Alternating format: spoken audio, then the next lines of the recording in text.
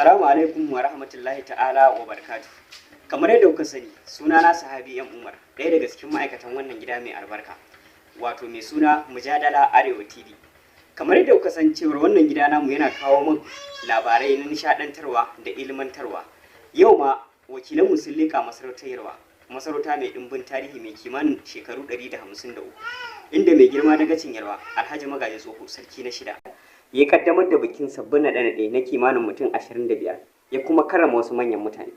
Amma ga wakiliyar Mansura Ali Abdallah da ci gaban labaran.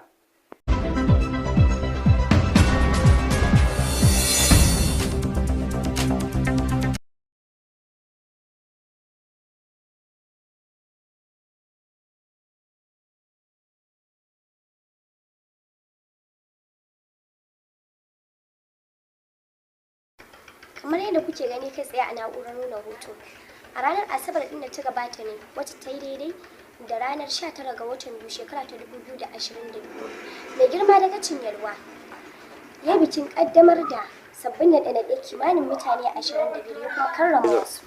A filin kaddamar da taron, sarkin ya yi jawabai masu jan hankali da kuma ratsa sukati. Ya ce ba zai yi ƙasa a gwiwa ba wajen ci gaba da wanzar da dokokinsa domin rage ayyukan aisha a ƙasarsa, kamar sata, fyaɗe da cin zarafin 'ya'ya mata, da danna haƙoƙin al'umma da kuma cin hanci da rashawa. Sannan kuma ya yi kira ga iyaye maza da mata akan su ƙara ƙoƙari akan ƙoƙarin da suke na sanya idanu akan 'ya'yansu domin ingantar da tarbiyyarsu.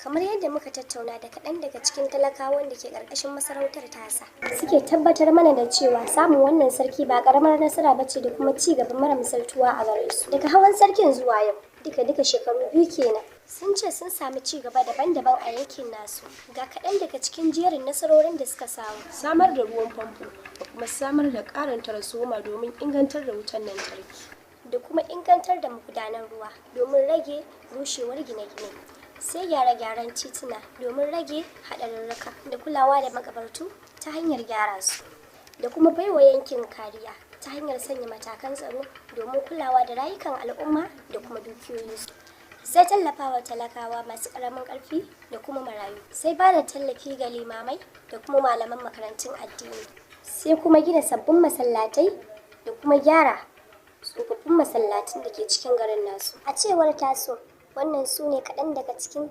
jerin ayyukan ci gaban da sarkin ya samar musu a yankin nasu. A cewar taso, wannan su ne kaɗan daga cikin jerin ayyukan ci gaban da sarkin ya samar musu a yankin nasu. Duka anan za mu ja akalar shirin namu a madadin wannan gida namu mai albarka mai suna Mujadala Arewa TV.